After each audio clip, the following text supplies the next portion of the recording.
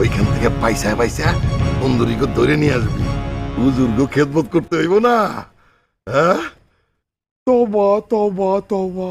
আরে মুন্সি, সারা জীবন খালি জলই খাইলি, এখন মাংস খাবি, মাংস নিজেও খাবি, হুজুরকেও খাওয়াবি।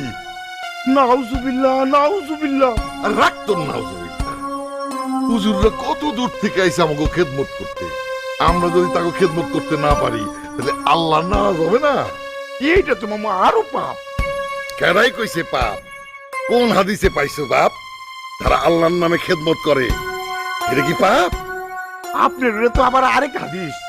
যে হাদিসই হোক, আমি যেটা খুঁজি সেটা কর। যা, খোঁজ নিয়ে কি অবস্থা? ঠিক আছে, যাইতাছি মামু।